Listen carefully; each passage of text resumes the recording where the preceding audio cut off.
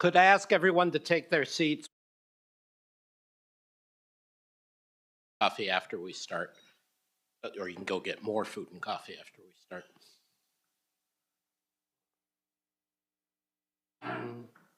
Okay.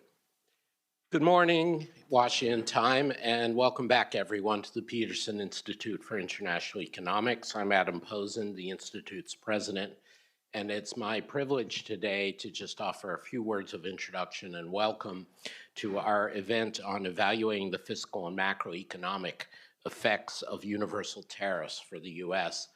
This is a joint exercise with the Tax Foundation, supported by our dear cousins but independent Peter G. Peterson Foundation. These aren't so much strange bedfellows. We all have had a long-term interest in fiscal and tax policy and their international implications. But of course, the decision by the Trump administration and the support, at least it seems, by the Republican leadership in Congress for across-the-board tariffs as a source of revenue, a significant source of revenue for the federal budget, is new ground. There is, most economists, had you ask them, a reason why for 150 years tariffs have not been a primary source of revenue for the U.S. But we feel an obligation, both the Tax Foundation and the Peterson Institute, to provide independent analyses taking these proposals seriously and working them through. And what I want to emphasize, as will become clear throughout this morning's presentations, is we ran our analyses on two separate tracks, independent of each other, in communication, cross-checking assumptions, making sure we both understood what the proposals and issues were, but then using our separate models and expertise to evaluate the impact. And the reason I emphasize this is to emphasize how nonpartisan this exercise is.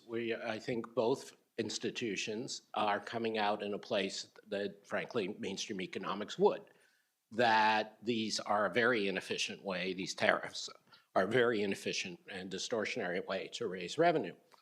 But both the Tax Foundation and the Peterson Institute, with the work of our senior fellow, Warwick McKibben, and his G-cubed model, had pre-existing frameworks, models, econometric approaches for evaluating these kinds of tax shocks. They were a little bit of a stretch and something new to figure out how to do this kind of tariff.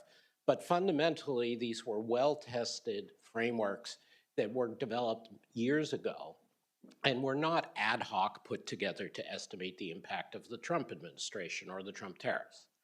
And for that reason, I would strongly urge that everyone take this seriously, that there are many evaluations out there and many claims made, and some of them are very sound and some of them not so sound. But the broad agreement between two long-standing, non-political, independent approaches, I think, is an important element into the public debate.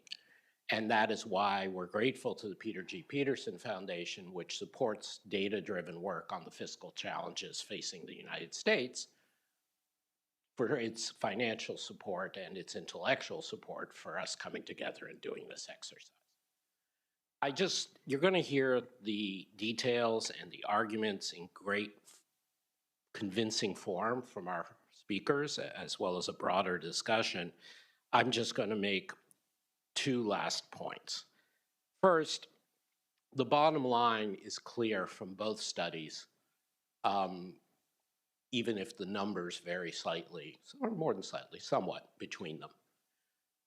These tariff measures are taxes. Because of the nature of taxes that they are going to do harm to the growth, investment, and employment in the US economy. As a result, they will produce much less revenue than advocates for these tariffs claim. And there is a very clear demonstration of a Laffer curve that higher tariffs across the board actually produce lower revenue because there's more switching out of the goods and More importantly, there's more damage done to the economy, so the net revenue coming back in. And I'm not trying to scoop my colleagues. Please quote them, please read the studies, please listen to them. But I just want to emphasize that even with these two frameworks, the bottom line from both is clear. The second point, and here I take inspiration from some of the work done by the Peter G. Peterson Foundation as well as supported by them, is we are at a point now where fiscal responsibility should be a first order concern of the US Congress. And it is a shame that the Biden administration and the Democratic majority then in Congress left us with 6.5+% of GDP deficits at a time of full employment. That was irresponsible. Structurally eroding the competitiveness of the US economy and further decreasing the tax base, as these tariff proposals substituting for other tax cuts would do, is further irresponsibility which we can ill afford. So again, this is not a partisanship issue. This is an issue of analysis and common sense. And with that, there's no one better to talk about analysis and common sense than my colleague Mary Lovely, the Anthony M. Solomon Senior Fellow at the Peterson Institute. Thank you.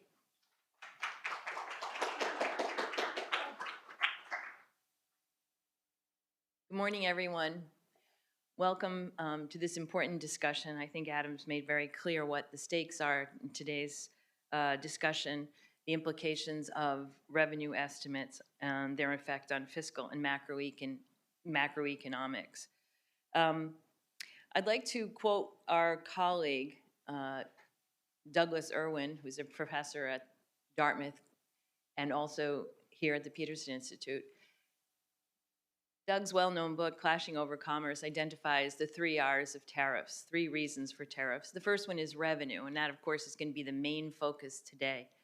The second is restriction of access to the U.S. market with the intent of privileging domestic production.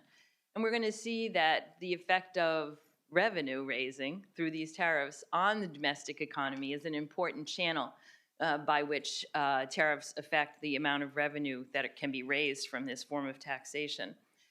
The last R is reciprocity, and we know that the President Trump has proposed a set of very high tariffs on the basis of what he views as reciprocity. Some people call retribution. Doug himself has mentioned that.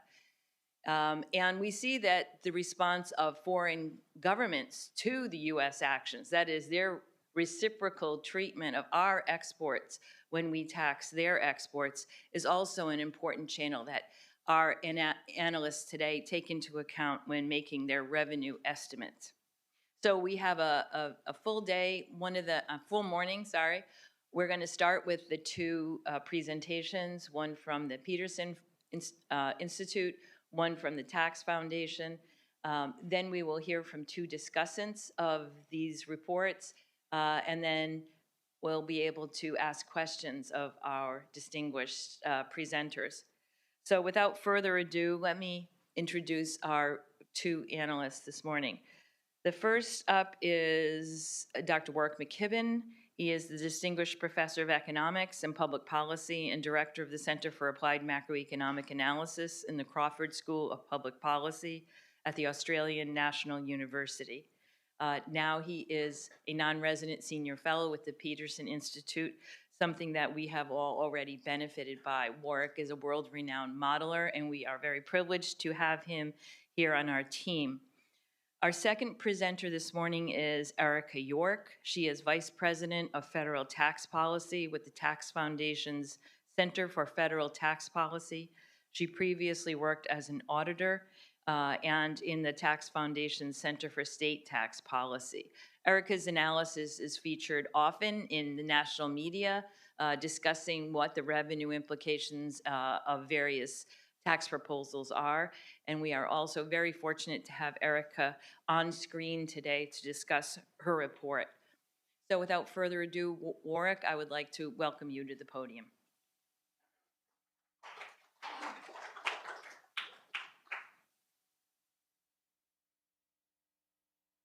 Good morning, everyone, and thank you very much, Mary and Adam, for your introduction.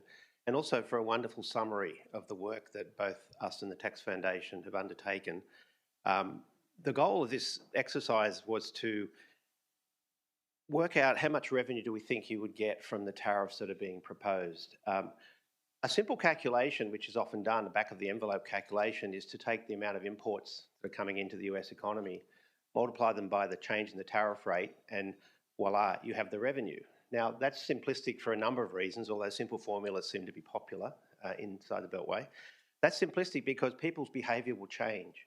And the reasons that we use more complex models, and the two models today are quite different, but still try to take into account changing behaviour of households, firms, governments, central banks, a whole range of reactions that you'll see when someone changes a tax or a tariff.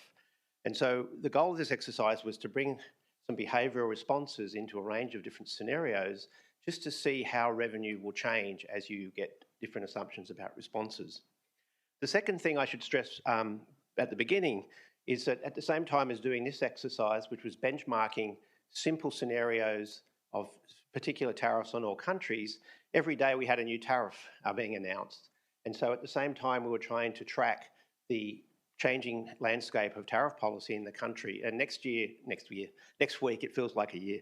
Next week, we'll be releasing another paper through the Peterson Institute, which will look at the Liberation Day tariffs and in particular the effect on financial risk in the US economy. So it's much more complex and much more closer to what we observed as of last Wednesday than what we see in this report. I should mention I have a co-author, Jeffrey Shutram, who's a colleague of mine at McKibben Software Group, and the paper was released last week at the Peterson Institute. So we look at three different levels of tariffs. A tariff on all US goods coming in from overseas on all countries of 10 percentage points, 15 percentage points, and 20 percentage points. This is an incremental tariff, so if the tariff was 5%, it would move to 15 or to 20 or to 25. And then we look at, and again, this is uniform, so it's not biased towards a very large tariff on China. It's just to get a benchmark of what sort of revenue you would get. And think of this as being on average across all countries. And then we look at what happens if other countries retaliate with the identical tariffs. And again, what we've seen has been retaliation from China, but not retaliation from countries like Australia and New Zealand, and also potential retaliation from Europe. So, and again, I should be careful when I use the word retaliation and reciprocal tariffs, I mean the same thing. There's a new definition of reciprocity. We're not talking about that today. The model being used, as Adam mentioned, it's a global model. It's well documented. It's available online. It's used by central banks, hedge funds, corporations for strategic planning purposes, and also treasuries around the world. It's called the G-cube model. I won't go into too much detail because I don't have a great deal of time. The key features of this model is it captures the linkages within economies in production networks and between economies in trade of goods and services, but also international financial market linkages. And so it tries to model the financial economy, the real economy, and the complexity of the real economy, where some outputs from some sectors become inputs in other sectors. So when you start changing tariffs, you're changing not just the price of the imported good, but you're changing the price of the production structure within economies and across economies. It's an annual model, which means what we're talking about today, we should see unfold over the next 12 months. Some of it will be quick, like asset market reactions. Some of it will be more slowly occurring, such as price changes, missing products on shelves, which you probably will see over the next coming months. We're not in equilibrium. So a lot of people dispute that the economic models are useful because they assume some concept of equilibrium. We're not in equilibrium. We're on a path towards a very long-run equilibrium with a lot of rigidities. We have unemployment. We have sector-specific capital. So you can't easily move a factory from a manufacturing output to being a nuclear power plant. There is real costs with changing incentives and tax systems in the economy. The key point here is that another key point is that nominal wages are sticky. So we do have price stickiness, which means there is a role for central banks. I should mention that all of the results that we produce depend very much on the assumption about what the fiscal authorities do with the revenue and what the central bank does in managing the trade-off between unemployment and inflation. So that's the key part. We're following a Henderson-McKibben-Taylor rule, which is a rule where the Fed is looking at the output gap or the difference between potential and actual economic growth. and looking at the inflation rate relative to its mandated target. So the central bank will be responding. That's different to the budget scoring approach at the CBO. We do allow prices to change. We do allow central banks to change. We just want to see what happens at the end of this process to revenue. Another key point in this framework is how trade works. Overall, the world real interest rate depends on world savings equal world investment. This relationship between savings and investment is critical at the global level, but it also determines the current account, which determines the trade account. So if you save more than you invest, or if you spend more than you save, you'll run trade deficits. That's the primary cause for the US trade position at the moment, is spending more than is being earned. Similarly, if you're running a trade surplus, that's because you're investing more overseas than you're actually investing at home. So this movement in the trade balance is really driven by savings and investment and financial real economy interactions. Where trade comes in is the composition of exports and imports depend on price responsiveness and income responsiveness. So that's an important point, because if your goal is to reduce the trade balance, whether bilaterally or totally, you have to move savings and investment in a particular way. It's got nothing really to do with how much you import by itself, and so that's a key insight. I should move. So the G-Cube model, it's a G20. We cover the entire world. We slice it and dice it into key countries and regions. And we model the behaviour of households, firms, governments and central banks. And we have 6 major production sectors: energy, mining, agriculture, 2 types of manufacturing and services. So what's the technique we're using to estimate tariffs? And this is where interacting with the Tax Foundation was really useful, because the first point was we had but we did have some different baselines. So we wanted to create a baseline, change the tariff, and it's very important in this framework that you know the tariff will be permanent. So it's announced in 2025, it's assumed to be permanent, not changing next day or next week, but permanent. And the results will be different if you vary it because of the uncertainty. We then work out from the model what happens to imports, import prices, corporate tax revenue, income tax, etc. And we overlay those percentage changes in addition to the 8% non-compliance assumption that the Tax Foundation applies to their work. And we apply that to the CBO baseline. So we're using the same outlook for the US economy. We use our model to generate deviations from that, and then we calculate how revenue changes. Let me summarise. So a 15% universal tariff raises ceteris paribus about $3.9 trillion over a decade. So all these numbers I'm talking about are summing up dollar values over 10 years. We won't mention whether or not that's the right way to think about economic comparisons, but that's what we do. And then the next thing we look at is behaviour will change, households' behaviour, corporate behaviour. There'll be slower economic growth, there'll be shifts in production across the economy, there'll be increase in unemployment, there'll be changes in real wages. And so then we take out those adjustments and we look at the net revenue, what's left after the behaviour responses, and we get $3.2 trillion. If you then take into account that the rest of the world will respond, which will impact on your corporate sector, the US earns a lot of profits from trading in the global economy and having facilities in the rest of the world, that reduces to $1.5 trillion.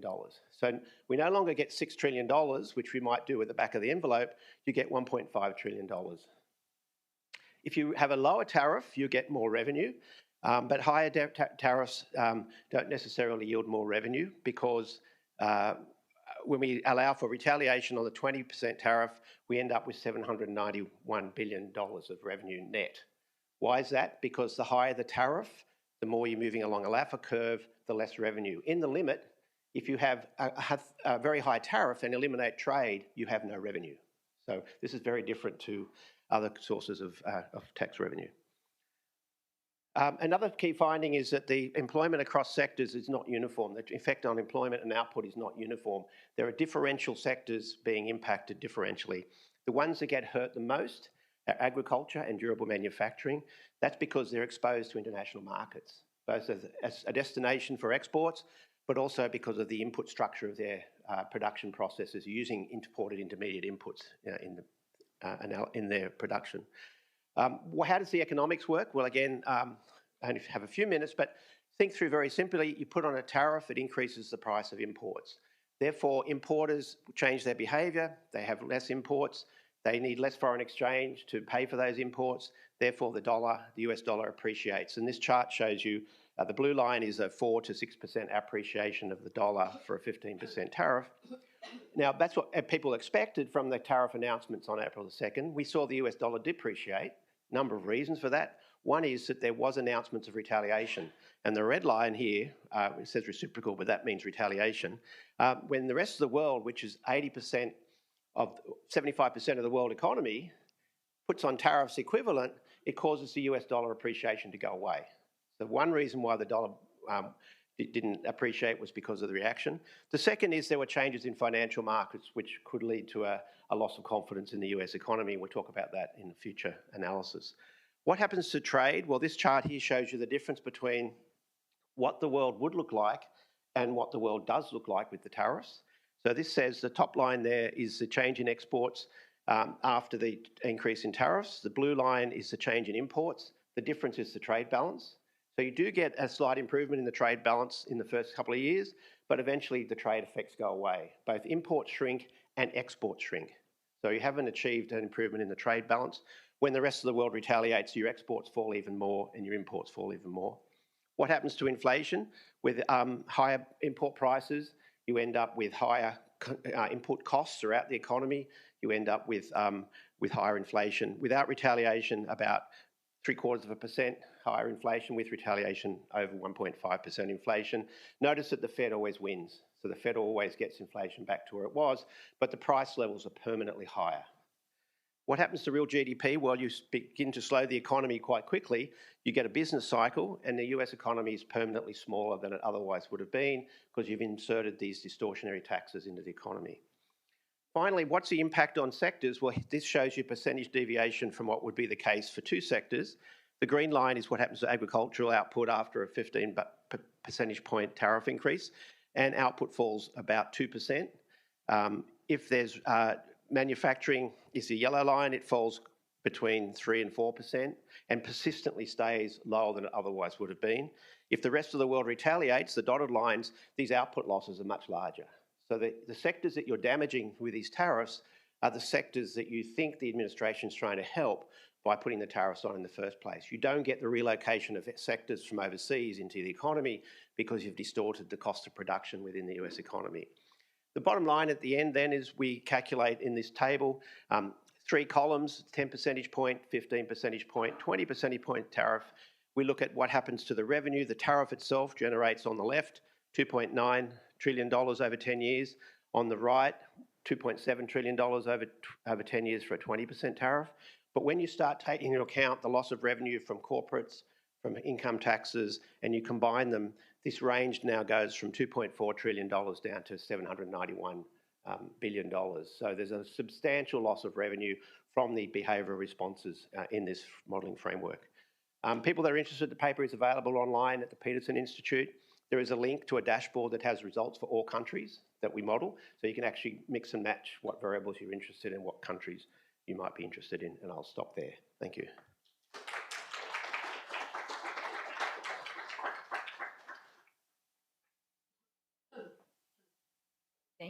Thank you, Warwick, for that very clear and fascinating presentation. I now like to invite Erica York, Vice President of Federal Tax Policy at the Tax Foundation, to join us virtually.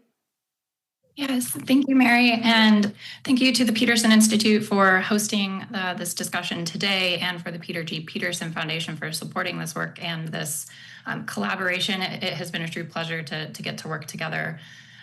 So my colleague Alex Durante and I wrote a research brief for the Tax Foundation looking at the same tariff scenarios, a 10% universal, 15% universal, and 20% universal tariff, and used our in-house macroeconomic model to estimate the economic and revenue effects of those universal tariff rates for the United States.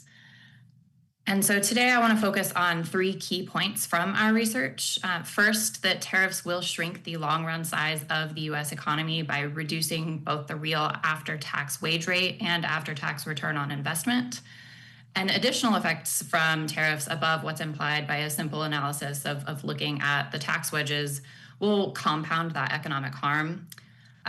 We also make the point that revenue from tariffs, even before you account for the expected negative macroeconomic feedback, is significantly less than the simple analysis of taking the stated tax rate and multiplying it by the tax base. And then, of course, tariff revenue in the real world, as we are seeing in the Trump administration, is subject to a higher level of uncertainty due to the on-again, off-again nature and the unclear purpose of the tariffs that are actually being imposed and proposed. And so I want to begin with our approach to the macroeconomic effects of tariffs and how we think about this. If you hear some supporters of tariffs argue, they will say that tariffs should boost economic output. Sometimes that argument relies on a conflation of national income accounting, where when you calculate GDP using the expenditure approach, imports are a subtraction. But of course, that is not a formula that explains how GDP occurs and grows. Sometimes it relies on the idea that if you tax imports, you will encourage domestic production by reducing demand for import competition. But that disregards the point that Warwick said and the point that we make, that tariffs have real reductions to the returns to labor and capital in the US. And so you should not expect to see an increase in GDP from higher tariffs. On net, tariffs, like most other taxes, will reduce economic output. And we can think of that occurring through two primary channels. First, tariffs on consumer goods are much like excise taxes or consumption taxes. They introduce a wedge between the price that a consumer pays for a good and the price that the producer receives for the good. And that wedge results in less income being available to compensate factors of production or to compensate workers and owners of capital. That reduction in income will be largely the same, whether the tariff raises the price that a consumer pays, whether the tariff reduces after-tax revenues for the business, or whether it does some combination of that across the economy. It's also the same in real terms, whether the Federal Reserve responds by allowing the price level to rise or whether the price level has to stay the same. For workers, the effect of a tariff on consumption goods is that it reduces after-tax wages or reduces returns to work. And that leads to a reduction in hours worked, which shrinks total output. And because of that reduction in total output, returns to existing capital fall. And so you see lower capital investment occur too. But we know that tariffs don't just apply to consumer goods. If you look at US imports, roughly half, in some years more, of US imports are capital goods or their inputs into the production process for capital goods. And for that reason, tariffs are not just like a consumption tax. They will increase the relative price of capital goods, which directly increases the cost of capital or the cost of production in the United States, which directly reduces investment, productivity, and wages, much like we see happen under the income tax. Tariffs have additional negative effects on the economy beyond just the tax wedges they create. So a simple analysis that just looks at the tax impact will likely understate the negative macro effect we should expect, because tariffs misallocate resources across the economy, and because over time tariffs can reduce productivity growth by limiting exposure to competition. And then, as we have already seen happen this year, you don't just want to look at the direct domestic effect of tariffs. That will understate the economic losses you should expect, because trading partners respond with retaliatory tariffs. And I think beyond just these expected effects from any type of tariff, what we're seeing currently from the Trump administration with a high level of uncertainty, a potential loss in confidence in the US, those would have additional negative impacts above just the direct effect of tariffs themselves. So when we model tariffs at Tax Foundation, we're using a traditional neoclassical macroeconomic model, and we treat tariffs like a consumption tax. So we are simulating the tax wedge on labor and how labor supply responds to that, and then how output and capital fall in response to that change in labor supply. I'll also note that our estimates are long-run equilibrium estimates, so they represent what we think the economy looks like after adjusting to the lower after-tax returns created by the tax wedge that tariffs permanently place on the economy. So we're not capturing the direct effect of the taxes applying to capital inputs. nor allocative efficiencies, nor the additional uncertainty. So we view our macro estimates that are here on the screen as a lower bound of the real long-run harm that we should expect. And with that, I'll move to our revenue estimates. We produce two types of revenue estimates for tariffs, conventional and dynamic. A conventional estimate is what you will see produced by the Joint Committee on Taxation, the Congressional Budget Office, the Treasury Department, and it's what's used for official scorekeeping during the budget process, like what Congress is engaged in with budget reconciliation right now. Conventional estimates effectively ignore the potential economic impact of a policy change, and they do that by holding nominal national income fixed. They do permit changes in taxpayer behavior to relative price changes. They permit mechanical changes and offsets, but really they're ignoring the potential economic effect of a tax policy change. The dynamic revenue estimate drops that assumption that nominal national income is held fixed, and so it does incorporate how we would expect a tax policy change to affect output and incomes, and by affecting output and income have additional revenue implications. Both the conventional and dynamic revenue estimate begin with an estimate of the direct tariff revenue, taking the inclusive tax rate multiplied by the tax base. But the tax base does not stay the same when it faces an increase in the tax rate. When imports face a tax or the relative price of imported goods increase, behavior changes and imports drop. And there are elasticities in several empirical studies that demonstrate the change in trade flows to changes in import prices or to changes in tariff rates. And for our estimates, we apply an elasticity of negative 0.997, so on the lower end of the range that we see in the literature. We make an additional adjustment to reflect non-compliance. The Internal Revenue Service reports non-compliance across types of taxes, and those range from about 8% to 23%, with the average non-compliance rate at 15%. We again use the lower end of that range, and we apply an 8% non-compliance adjustment to our tax base. And so these two adjustments will produce a direct tariff revenue estimate, but that's not the final conventional estimate, even if we ignore the expected macro effects of tariffs. And that's because the tax wedge that tariffs introduce will reduce the real tax base of the income and payroll tax. So they reduce the amount of revenues that income and payroll taxes raise, even if we hold the economy effectively constant. That's because there's a mechanical reduction that occurs, and you can think of it happening for two reasons or at two extremes. On one extreme, you see suppliers would be completely insensitive to a new tax like a tariff, and they would fully absorb the entire cost of the tariff.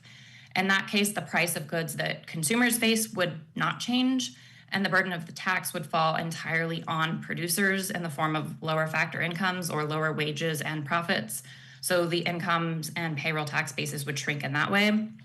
At the complete opposite end of the spectrum, you could imagine that producers would entirely pass on the cost of the tax to consumers. So consumers would have less money to spend elsewhere on non-taxed goods and non-taxed services.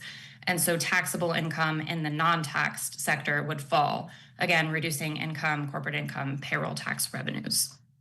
In the real world, we're likely to see some combination rather than something at the extremes. But the importance is the mechanism there, the tax wedge that's introduced, even if we're not incorporating GDP feedback, will shrink incomes or create a wedge between incomes generated in the production process and after-tax income received, and so reduce those tax bases. The Treasury Department, for example, when they estimate their excise and customs duties and the distribution of that, they assume a 25% offset. The Joint Committee on Taxation over the next decade has an average offset of about 26.2%.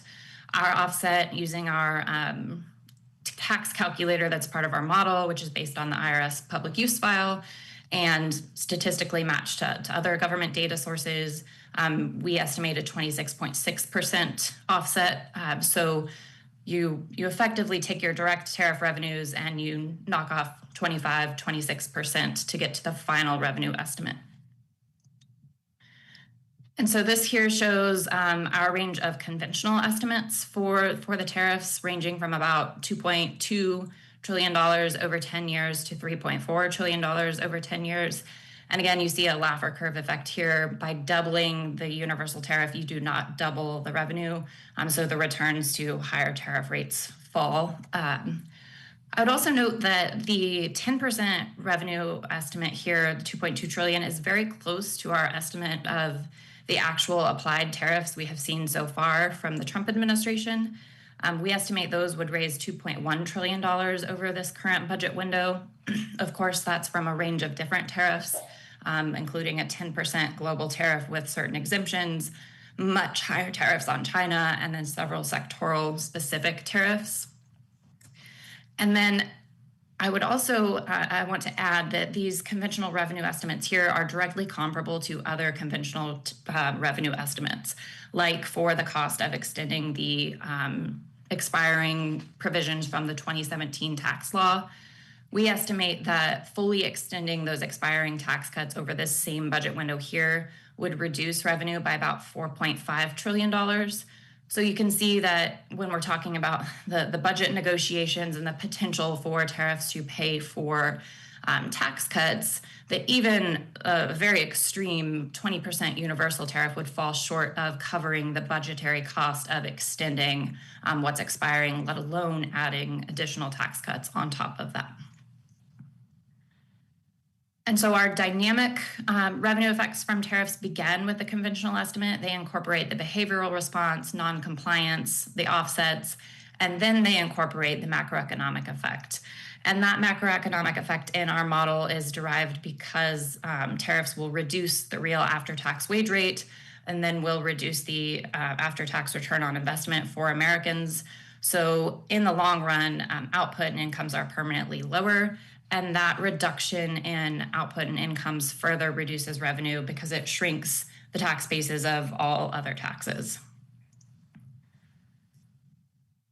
And so we estimate on a dynamic basis, just looking at the effect of US imposed tariffs, that revenues are approximately 16 to 20% lower in the dynamic estimate than they are in the conventional estimate. And then we simulated similar retaliatory tariffs, looking at a 10% tariff on all US exports or 15% or 20%. And revenue falls further there from about $300 billion in the 10% universal tariff scenario to about $500 billion in the 20% universal tariff scenario. And all of these estimates require the tariffs to remain in place permanently, of course. And that is very different from the on-again, off-again nature we have seen of tariffs so far. I'd say a couple of the uncertainties are political uncertainties and some are legal uncertainties. If there is litigation against the tariffs or there are policy changes by shifts in political control, or the tariffs are potentially lifted in negotiations, which could be ongoing right now, that would be inconsistent with tariffs serving as a stable source of revenue. So even though here we see, the potential for $2 trillion, $1.7 trillion in revenue, that could very easily go away if these policies are not permanent and stable. And so with that, I'll conclude.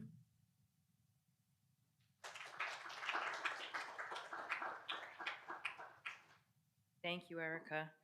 That was extremely clear. Thank you for taking us through your conventional and dynamic estimates and clearly explaining how you arrived at each and emphasizing the importance of the revenue estimates for the budgeting process. I'd like to turn now to our first discussant, Alan Cole. Alan is a senior economist with the Tax Foundation's Center for Federal Tax Policy. His areas of focus include business taxes, cross-border taxes, and macroeconomics. Alan, I welcome you to the podium.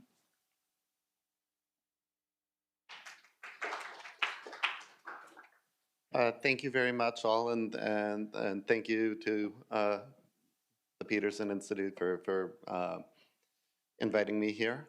I'd first like to go back to what Dr. Posen said, which is that there are a lot of mainstream tools for understanding these policies that have been kind of debated and understood for a long time, and this is not kind of a new application of new tools to oppose a particular plan, but rather it's how we've thought about some cross-border taxes for a very long time. And particularly the way that cross-border taxes impact trade may not be as intuitive as the very basic models show.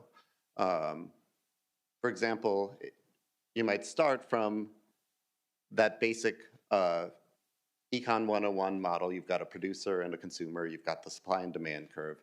The tariff changes, shifts one of the curves.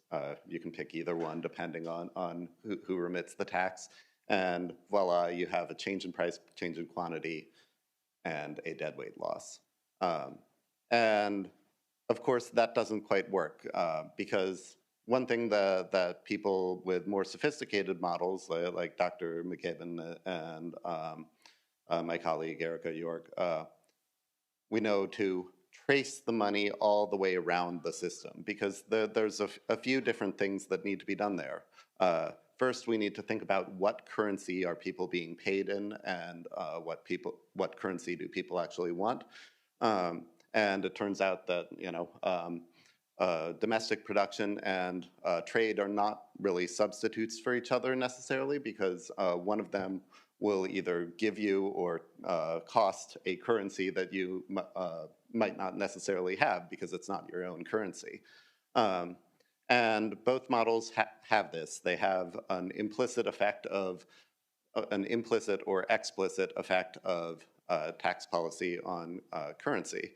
And that's roughly why you don't see kind of the usual truism of you tax something, you get less of it. One might think you tax imports, you get less of a trade deficit, but because imports and exports are kind of complements in the round trip of money throughout the system, you end up with both imports and exports falling. It's good to see that in both models. It's also good to see standard adjustments for non-compliance. It's good to see thought about reductions in incomes even before you get to the dynamic effects or kind of macroeconomic effects of any lost growth. Just remitting money somewhere in the system means less money elsewhere, means less income generated, means less tax revenue. There are some tricky parts about whether that comes in through less real tax revenue because inflation's gone up to accommodate the one-time tariff price spike, or whether it's you pass it to factors of income in another way. But you're going to see that, and both models have that. One place that's kind of an interesting area of difference, and I don't think that there's an easy answer to this question, is what the effect is on employment. The tax foundation approach kind of strongly emphasizes that if the after-tax returns to work get worse, in this case, you can buy fewer foreign goods, you can do less trade with your work, then you'll want to work less because the returns to work are lower, and leisure becomes better as an alternative. There's some trickier inframarginal things that could also be the case here, though. You could say the income effect might be stronger if, say, inframarginal jobs or inframarginal capital, which is a lot of capital, because once capital already exists, it's kind of inframarginal by definition. If those fall in value significantly, you could find people kind of needing to work harder to get by. And then that doesn't even begin to handle the effects of uncertainty. And that's, I think, where the greatest challenge for our modelers lies. I don't envy their position at all. I don't envy it because, when we talk about those Econ 101 models, there usually isn't time at all. And even once we do start to incorporate elements of time, usually that creates a whole kind of bee's nests of assumptions that's really difficult to poke at. I kind of commend the effort to at least create an adjustment path from one equilibrium to another.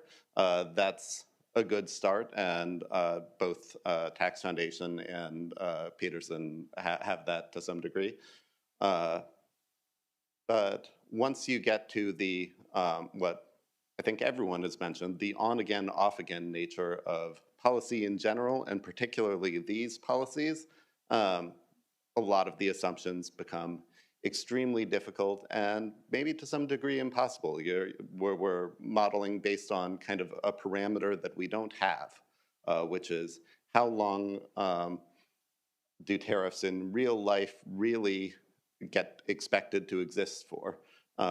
We can go with the permanence assumption, which is a good start, but it might reduce external validity with respect to current events specifically. And the amount of time that a policy is in effect matters just a great deal. If I told you that we were going to do a policy where almost nobody works, you would have a lot of opinions on what the economics of that would be. But if it were only for 2 days, then that's the world we already live in. That's just the weekend. You could even talk about a policy where large portions of the public sector kind of get fired for multiple months and then come back later. And that's just summer vacation for people in the education sector. We can handle a lot of short-run disruptions with things that don't really show up or exist in economic models that are meant to work over longer runs. So with respect to things like revenue, I think these really short-run margins, these kind of silly examples I came up with, like the weekend, may sometimes be operative. We'll see things like inventory adjustments, firms piling up on inventory when tariffs are low, and then spending it down when tariffs are high. We will see kind of people for longer run investments, maybe thinking about waiting tariffs out.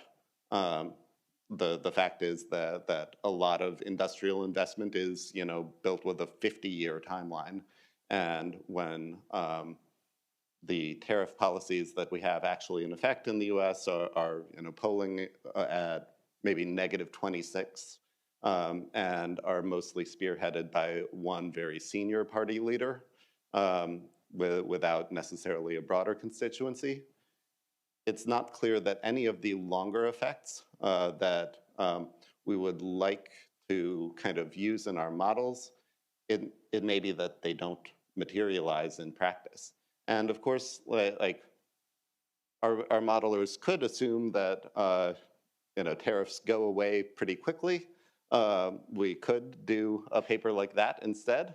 But then you get different questions. It's like, why is the modeler choosing the policy on behalf of the people? The modeler kind of overrules the government and says, this policy is so unsustainable that therefore we're not going to model it for lasting for more than a couple of years. That seems like an overstepping of their bounds. So I've thought about these issues a lot. They come up with all kinds of tax modeling. The questions of the permanence assumption they dominate on a lot of the elasticities that we care about. And I don't think there's a right approach to dealing with these issues, but there is a principled approach. And you see in the principled approach that there are broad areas of agreement. Thank you.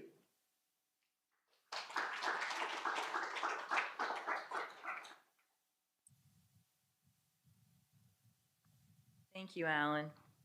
I'd now like to turn to Morris Obsveld. Maury Obsveld is the C. Fred Bergston Senior Fellow here at the Peterson Institute for International Economics. He has held that position since February 2019. He is the class of 1958 professor of economics emeritus at the University of California. And as someone who taught international economics for 30 years, he's known as one of the world's premier international finance economists. So it's with great pleasure that I invite Maury Obstfeld to give us his overview on the two presentations we heard this morning. Maury? Okay, thank you, Mary. It's a pleasure to be here, albeit remotely, and to discuss these two very important papers that are coming at a very important time in our international tariff and fiscal history. So I'm trying to advance the slides. There we go.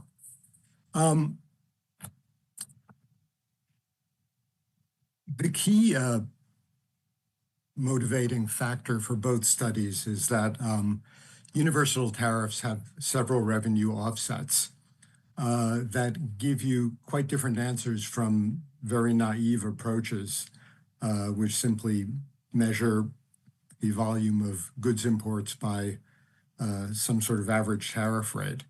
The first of these is the very simple kind of partial equilibrium fact that the elasticity of import demand is negative. And so if you raise tariffs, there's a fall in imports, which reduces the tax base. But this gets you only part of the way there to a full answer because of the dynamic effects that both papers highlight. When tariffs are imposed, they actually hurt economic growth, lowering household income, business profits. And moreover, there will be changes in domestic currency import prices due both to the pricing behavior of exporters into the US and to movements in the exchange rate. And both of the models try to capture these very complex phenomena. The final wrinkle is retaliation. Our trade partners aren't going to simply sit still when we declare trade war on them. They're going to fire back, most likely. And so there are many, many moving parts. And to get at them, one needs dynamic general equilibrium modeling. And both papers are very welcome contributions to carrying out this type of exercise, importantly with common assumptions, so that we can compare the results and see where there may be differences and what commonalities are truly robust. Now, I just want to summarize some of the differences to start with. I'll come back to the commonalities, and Adam alluded to these in his introduction. Here I look at, first of all, in the first set of rows, the dynamic effects in trillions of US dollars over a 10-year horizon of the three tariff levels that all papers, both papers look at. And one consistent theme is that the first modeling exercise that Warwick talked about finds consistently more revenue, even in a dynamic setting, from any tariff level than the tax foundation. Part of the reason for this is the tax foundation finds more negative effects on GDP. And if GDP is lower, the tax base is lower. These offsets that Erica discussed are higher, and you get more revenue. A similar pattern emerges for the results when you add tit-for-tat retaliation to the dynamic effects. Again, both studies find that tariff revenue is lower when trade partners retaliate. But I think it's fair to say that the first model, the G-cube model, finds a much bigger effect of retaliation. And moreover, that cost of retaliation rises much more steeply as the tariff rate is increased and as therefore retaliation is assumed to increase. So these are two different aspects of the model that come from different assumptions that it would be good to understand. Now, a number of previous presenters, I think Adam and Erica certainly mentioned the tariff-Laffer curve. Kim Klausing and I discussed this in a 2024 piece. It's actually Kim's idea, though, so give credit where credit is due. And I find it super useful in thinking about the limits of tariff policy as a revenue source and where very, very high tariffs could lead. And to draw out in a simple way the implications of the models for the Laffer curve, what I did was I take the Peterson model, Warwick's exercise, and I fit a quadratic function to 3 points, basically, which are the 0% tariff point. And we know that with zero tariffs, you have zero tariff revenues. That's super easy. But also the revenue effects for 10% and 20% tariffs. There's a 15% tariff point in intermediate to those, and I sort of use that as a sensitivity check in a limited way.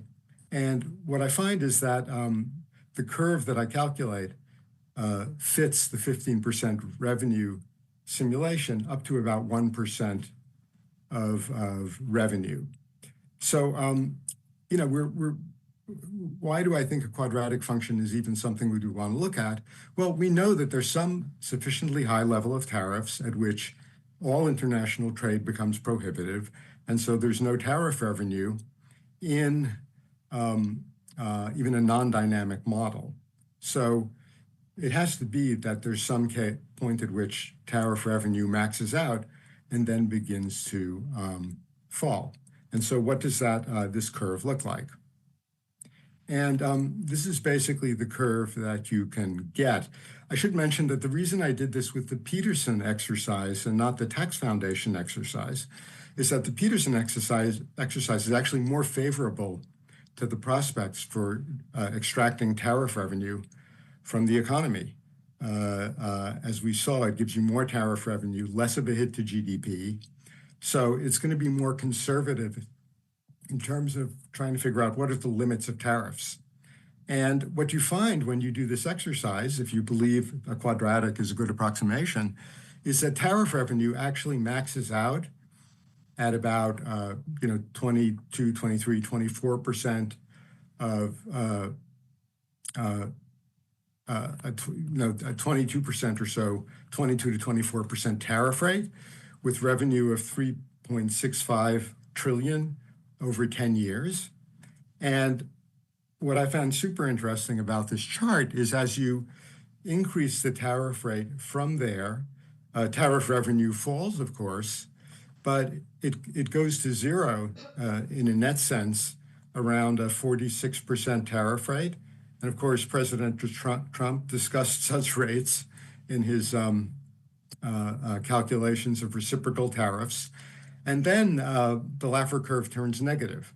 What does a negative value mean? Well, it means that you're harming the economy so much and losing so much revenue from other sources that not only does this high level of tariff not contribute revenue, it makes you lose revenue overall. There's no gross tariff revenue, and then you lose revenue overall. So this is kind of a sobering perspective, I think, on the problem. Now, everyone who has spoken talked about the effects of uncertainty, and Alan just talked about them at length. And I'll come back to that, but I also want to raise another aspect of uncertainty, which is for the tax analyst who's trying to forecast tariff revenue. If you are not sure whether the tariff rate will be 10% or 20%, and you think that those are equiprobable outcomes, is it legitimate to just use the 15% simulation and assume that that's your expected tariff revenue? And it turns out that that's an overestimate. In Warwick's model, 15% tariff yields 3.19 trillion over 10 years, but the expected value of the 10% and 20% tariffs is only 3.05 trillion. So that would actually be an overestimate. And this is a nerdy point, but this follows from Jensen's inequality because the Laffer curve is strictly concave. So for forecasters, beware of tariff uncertainty because you need to to factor that in to calculate expected revenues. Now, other factors can make things even worse, and all the speakers have mentioned at least some of these. I want to talk about the possibility that different tariffs apply across suppliers. When this is the case, there are switching costs. And as Erica pointed out, tariffs induce divergences from comparative advantage. They create trade diversion and force importers to buy from higher priced suppliers than they would otherwise. And this is an efficiency loss to the economy. If tariffs evolve so that they're targeting bilateral balances, as was the case in the Liberation Day tariffs, they could also be variable and even more uncertain, creating more problems for businesses. One fact about all these studies is that in line with conventional forecasting, the numbers that are forecasted are nominal. But macroeconomists tend to be interested in the real burden of debt, the real debt burden. And here inflation plays a role in reducing the real debt burden. And a comprehensive accounting would want to look at that. But inflation is probably the costliest way of reducing a debt burden for various reasons. We saw big reductions in the US debt as a result of the inflationary surge in the Biden years. We don't really want to see that again if it's avoidable. Finally, as has also been pointed out, the tariffs here are one and done tariffs. They surely underestimate the negative effects of the regime change that we're seeing and the variability of tariffs to come as negotiations with a big range of trade partners unfold. Power politics will intrude everywhere. And I would mention that the other factors that will intrude everywhere are the search for exemptions, rent seeking, and possibly corruption. And these are additional costs of tariffs, but especially of the type of tariff regime that is being investigated now, which is going to be riddled with exceptions for countries and particular products and particular producers. It's already unfolding in this way. I mentioned differences between these studies, but I want to end by focusing on some really robust takeaways which current policymakers should take into account. Import demand effects certainly reduce tariff revenue far below the naive estimates and well below the approximately 4.5 trillion over the next decade needed to cover extension of the Tax Cut and Jobs Act. And Erica mentioned this number. Other forecasters have even higher numbers. The dynamic revenue estimates only make the situation worse. Both studies agree that real GDP growth slows because of tariffs. Both studies agree that tariffs hit exports hard. Both studies agree that the capital stock and hours worked decline. All of these factors erode the tax base and harm American workers and businesses. Retaliatory tariffs are more negative still for all the key variables. So what I take away from both these careful, detailed, general equilibrium studies is that if the current tariff policy is persisted in and relied on as a source of revenue, the outcome will be bad for the US economy. It will be bad for a sustainable government fiscal position. And that's all I got.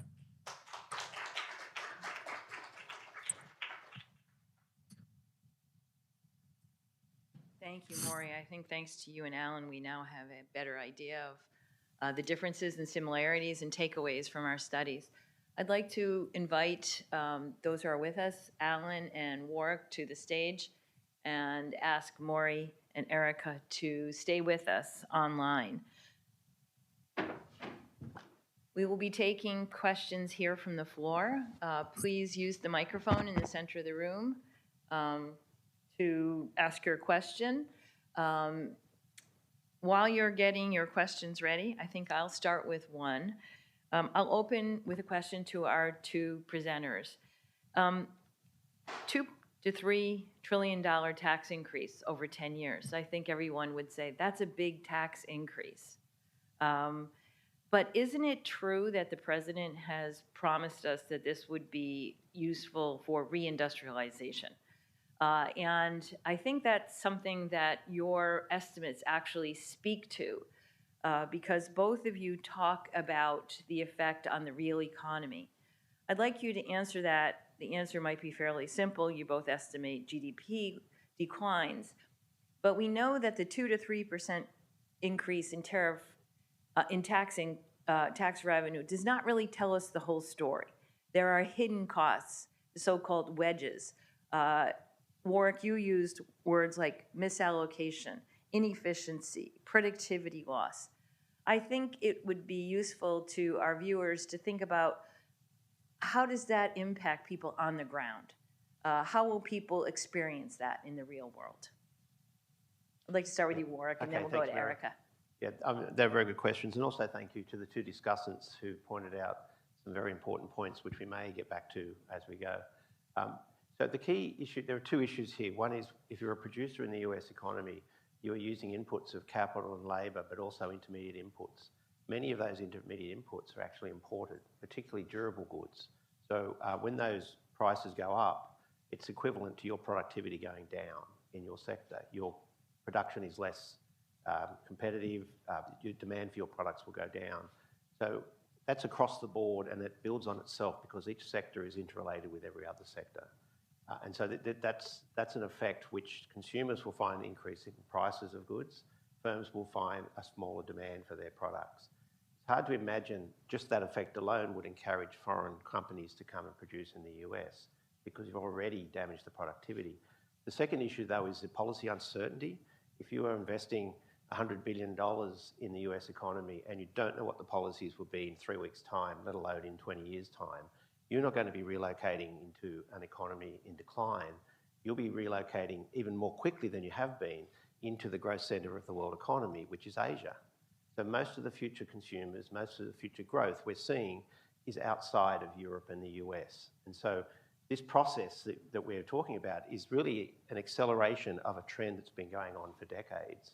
And we've really just increased the rate of change. And you will see that, again, the US economy, 25% of world GDP in dollar terms, or 18% in purchasing power parity, has been shrinking relative to the rest of the world. A combination of demographics, a combination of catch-up of productivity to the frontier. There's a lot of reasons why the world will be, it has been and will continue to reallocate. So how you get across these hurdles into the US economy in those circumstances, it's very hard to imagine what would cause a large multinational to move into the US economy when there's so much uncertainty. Oh, okay, thank you, Warwick. Erica, same question over to you. You talked about the impact on consumers and on workers in terms of lower real wages. What about the idea of inefficiency, misallocation? How can we talk about goods that aren't bought, jobs that aren't created, growth that isn't there? Yeah, I think three factors come to mind. First, tariffs don't just apply to consumer goods, they apply to capital goods and inputs. And so they're not like what we would think of as an efficient consumption tax. They're very distortionary tax because they increase the cost of producing in the United States, or they increase the cost of capital. So that works, contrary to the goals of trying to boost investment, trying to boost manufacturing capacity when you're actually increasing the cost of doing that activity.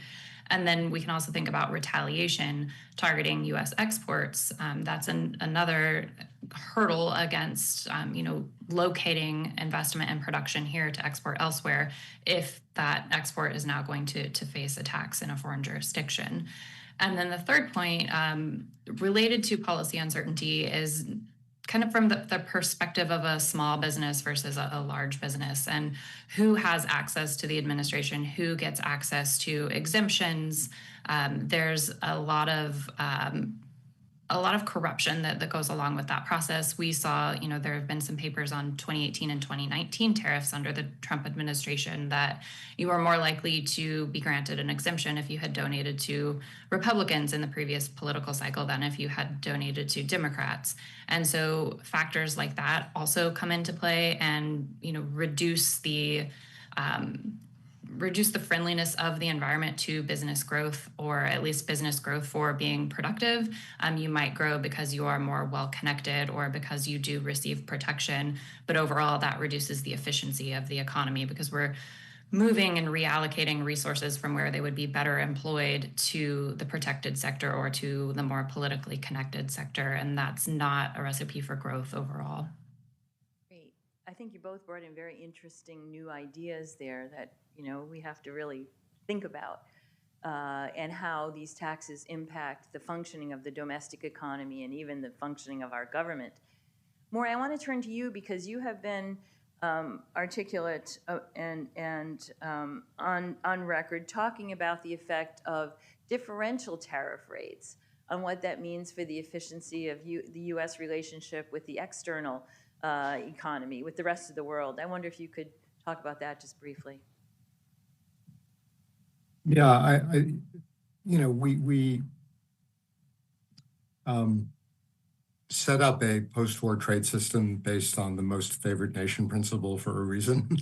And part of it is, the idea of not basing trade on discrimination against trade partners, the sort of kind of fluffy idea that would be more conducive to global peace. But also, there's an important efficiency argument for that, which is that if different trade partners have different tariff rates, the possibilities of costly transshipment of goods to benefit from lower tariff rates are greater. Businesses will be switching away from where natural comparative advantage lies. And there's also a greater, just the sort of, record-keeping difficulty of trying to, have individual tariff lines for individual countries, and countries kind of gaming that system by, small alterations in their products. I mean, it just leads to endless inefficiency. So, having that kind of a system where you have sort of a bespoke trade arrangement for every country, I think is a recipe for disaster and for transparency in international transactions. If I could just say one thing about the manufacturing issue, because I think it's so important in this debate. I agree with what Erica and Warwick have said completely, but I just want to point out that there are long run and short run aspects. And in the short run, if the U.S. enters a recession, this will be very, very bad for manufacturing employment. I invite you to go to the Fred data and graph out manufacturing employment over the available period. Fred helpfully puts recession bars on this graph, and just look at what happens to manufacturing employment in every recession. Not since, I think, the 1940s or the 1950s has manufacturing fully employed, fully recovered after a recession. And part of the reason for that is, at any time, there's a secular exodus of activity of workers from manufacturing because of productivity growth. There are firms that are sort of on the margin of laying workers off. And when a recession hits, that's when they lay the workers off and they modernize and they build up their plant and equipment. So certainly in the short run, if these tariffs and all the chaos around them induce a recession, we will see manufacturing employment hit very badly. Well, that is sobering. You have mentioned the effect on the domestic economy, the international economy, the role of what Jagdish Bhagwati called directly unproductive activities, forcing companies to think harder about lobbying for exemptions or filing paperwork. with Customs and Border Patrol, or trying to jigger their supply chains in such a way as to minimize their tariff bill, things that we're already seeing happening right now on the ground. I'd like to turn to Alan. Alan, you have been a tax analyst for a long time now, and we're talking now about the need for people to take the proposed budget deficit quite seriously. That 6 to 7% of GDP deficit is something that the ordinary citizen should consider. What are alternatives to tariffs? The president has put forward tariffs as the best way to raise revenue, to offset some of the extensions of the tax cut that was enacted in his first administration. Could you just very briefly tell us what might be alternatives to thinking that way? Well, certainly the international component of the U.S. economy is just a lot smaller than the domestic component, and that's going to be true kind of no matter what kind of international stuff you look at. Obviously, any question like this, there's a little bit of a question of how much are you empowered to change in this world? Are you fully designing the policy for yourself, or are you taking into account some political realities? For example, value-added tax raises revenue extremely efficiently, but it's not on the table. What might be on the table, I think the biggest amount of money that's going to be argued over is probably going to have to do with itemized deductions in the individual income tax code. Individual income is just bigger than business income. The domestic is bigger than the international, and the place that you can kind of most argue over and where there's the least stickiness is itemized deductions, where there's a lot of changes that went into effect in 2017 and are scheduled to expire.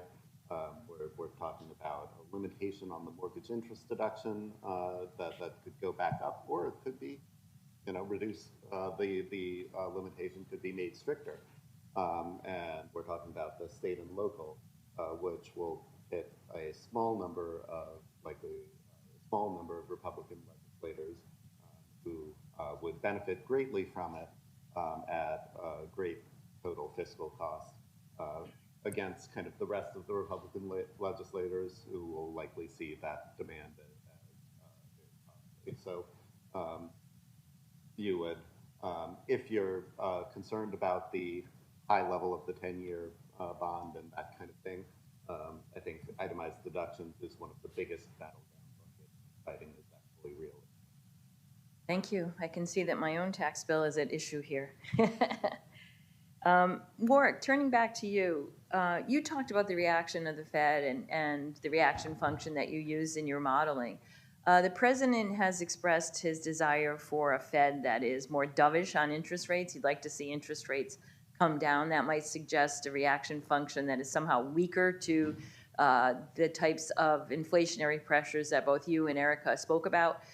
Can you talk a little bit about what happens if the Fed independence is reduced or the Fed takes a more dovish approach to fighting inflation? Yeah, I mean, that's a great question. Marcus Nolan and I and Megan, in September last year, we published a Peterson Institute working paper which looked at exactly that question. What if you lose independence of the Fed? And the way we analysed it was to look at around the world at all the countries that had independent central banks versus the countries that had politically driven central banks. And we find quite a significant inflation bias in those economies that don't have an independent central bank. And the way this comes about in the way we modelled it was we said, suppose that the Fed really does push for a much higher growth rate in the economy than is possible from potential. And potential is driven by how many workers, how much capital, what productivity you'd expect.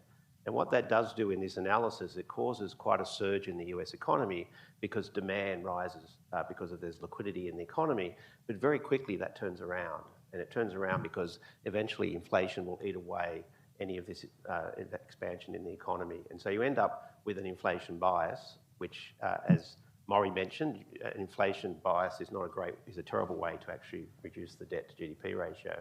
but it also causes a potential long-term loss in the US economy, particularly if the financial markets lose confidence in the risk-free asset being the Treasury bill. And we also modelled what happens if you require a much higher rate of return to hold those because of the risk associated with having Treasury bills that are being backed partly by a non-independent Fed. And that causes much higher required rate of return in the US, which destroys the capital stock because you have to get a lower physical capital with a higher rate of return, so the financial and the physical returns equilibrate. And that actually is a long-term negative shock to the US economy.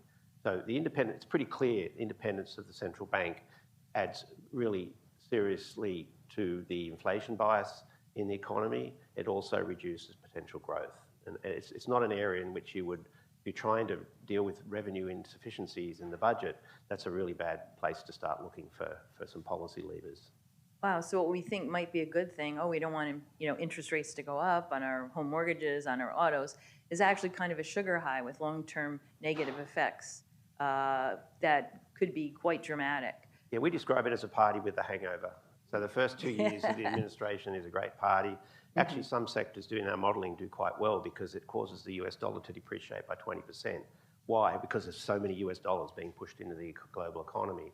That causes some sectors like agriculture and manufacturing to get a boost because they're more competitive, but eventually their input costs are eaten away by the inflation rate, and then they come down quite heavily when the sugar high is gone. And ironically, it seems to peak on 2 years after the policy, and the worst possible place is 4 years into the policy or at the end of this administration. Okay, I think we saw a little taste of what the bond market can do after Liberation Day. So yes. Maybe we should take that as a warning, a cautionary note for sure. Erica, turning back to you, on one of the things that the administration has said is that these tariffs will not be costly to American businesses and households because foreigners will bear a large part of the burden. And of course, we have seen that there is some offset coming through the change in the exchange rate.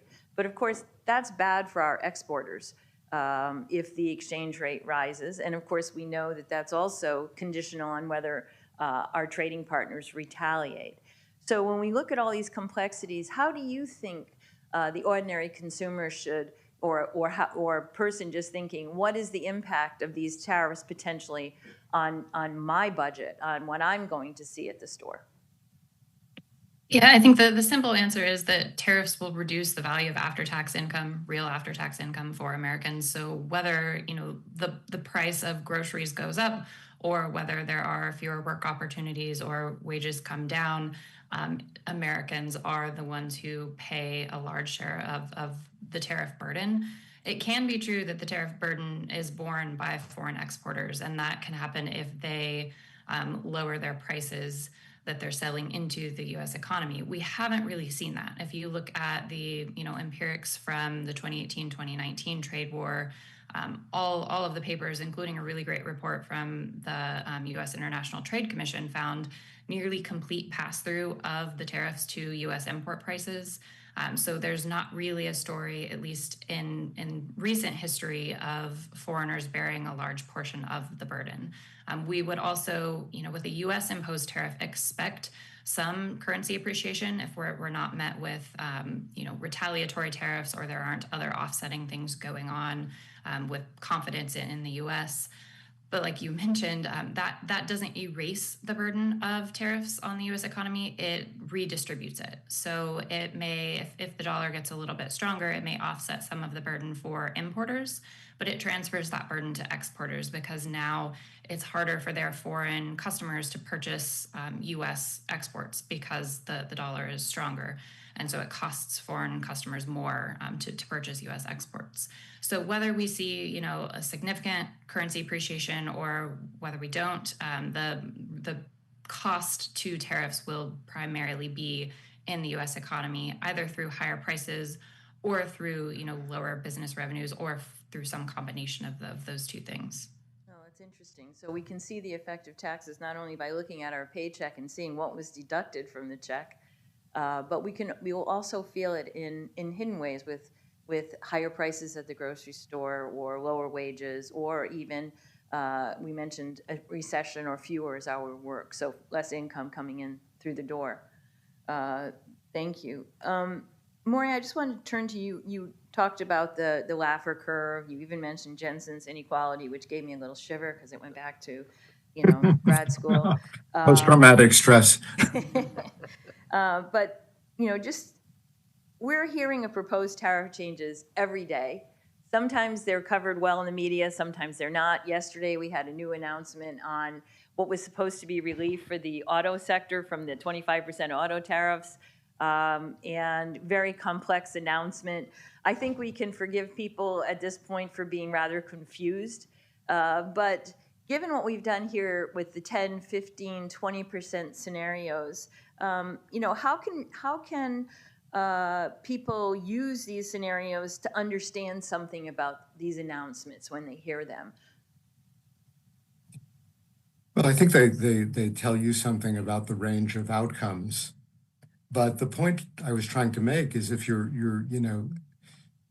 the exercise that both papers are doing, as I see it, is trying to inform Congress that is writing the budget as to the likelihood that tariff revenues will make a substantial contribution in offsetting the tax cuts that they're contemplating, which, as Alan said, I mean, there's extending the TCJA, but that has many complex moving parts. The politics are very complicated. In addition, President Trump put a whole range of other tax cuts on the table during the election, which, if you add them up, may double this 4.5 trillion number that Erica mentioned. So I think it's important to have those baseline numbers out there. But the point I was trying to make is that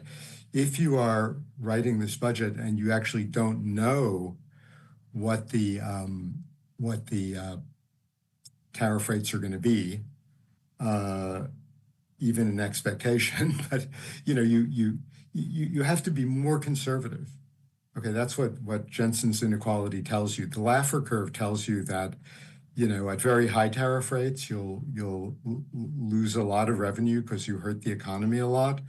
At low tariff rates, those dynamic effects are not so bad. But the way you sort of account for those in an expected value sense is by shading your revenue forecasts and being even more conservative. Now, the chance that Congress does that is less than zero. But we're in an environment where we really don't know over the next 6-month window or more whether there'll be ongoing negotiations with more than 100 countries on where tariffs should land, and what that might imply for revenue. So one could say, well, take 10% because that's sort of a baseline, and maybe there'll be a China deal. But even if one does that, all the uncertainty, and this is something that all the speakers alluded to, is itself, crushing the economy in various ways. Businesses don't know how to make investment plans. They don't know how to source supplies internationally. Generally, international trade in intermediate goods relies on long-term relationships between suppliers and importers in the U.S. And if you're telling people, your current relationships may well become obsolete, but we can't really tell you where to forge new relationships. Well, that's a pretty bad message for them in terms of trying to run a business. And that's why this is going to be devastating, I think, particularly for small businesses, where these costs are much higher as a share of their profits, where they have fewer options and fewer international connections, where they have less ability to lobby the administration for exemptions. And that's really, really terrible news for the economy because small business sector is incredibly important and affects a lot of people. And each small business may not employ that many people, but there are a lot of small businesses. So, this is an area where I think there's already a lot of stress being felt. Thank you, Maura. We need to keep our eye on the small and medium business sector. As we look forward, I think we've illuminated this discussion today. We've got a more solid basis on which to think about revenue estimates. We see what's at stake here as we're on the verge of really, in the modern era, unprecedented budget deficits with tariff revenue that is being built on tariff rates that are floating by the day and may, in fact, as Maury just said, be uncertain for months to come. I'd like to thank our 4 panelists for helping us think through this. I'd like to thank Warwick McKibben, Erica York for their fine presentations, and Maury Obsfeld and Alan Cole for their enlightening discussions. And thank you all for being with us here at the Peterson Institute. And thanks to our partners, the Tax Foundation and the Peterson Foundation. Thank you. Have a great day.